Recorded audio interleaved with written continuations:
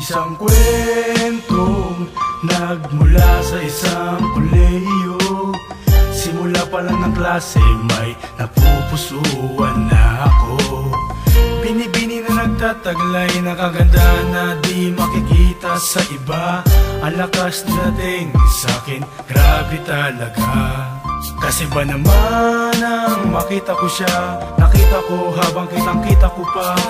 Paano manamit siya, paano niya dalhin, di ko alam ang gagawin. Gusto kong ma-meet siya, personal, mata sa mata, bibig sa bibig, puso sa puso. Huwag ka lang mumuso, baka mahalikan kita. Mahiwaga ka sa'king mundo, hindi ko alam kung bakit ganito ang tingin ko sa'yo. Nakakabighani ka pag nakikita kita. Ay nako, kalma po, grabe ang nadarama ko sa'yo. Mahiwaga ka sa'king mundo, hindi ko alam kung bakit ganito ang tingin ko sa'yo. Nakakabighani ka pag nakikita kita. Ay nako, kalma po, grabe ang nadarama ko sa'yo. Halaka, grabe ang nararamdaman sa'yo, grabe ka. Kapag nakikita kita ay nakita na ang babaeng nakasulat sa libro. Sa babaeng tulad mo parang nagkatotoo. Nakakabighani ka, puso ko'y nakuha na. Ika'y walang ginagawa pero ako ay humanga. Sa binibining tulad mo na nagtataglay, ako'y kinikilig kapag ikaw ay kumakaway.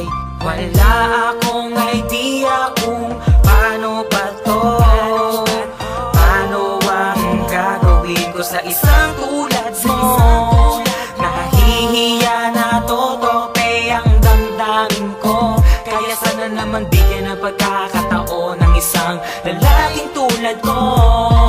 Kaya sana naman please may pakiusap ako please. Pag kinausap kita sana'y huwag kang aalis. Pangarap ko kasi ang isang tulad mo, sana ako ay mapansin mo. Mahiwaga ka sa'king mundo, hindi ko alam kung bakit ganito ang tingin ko sa'yo.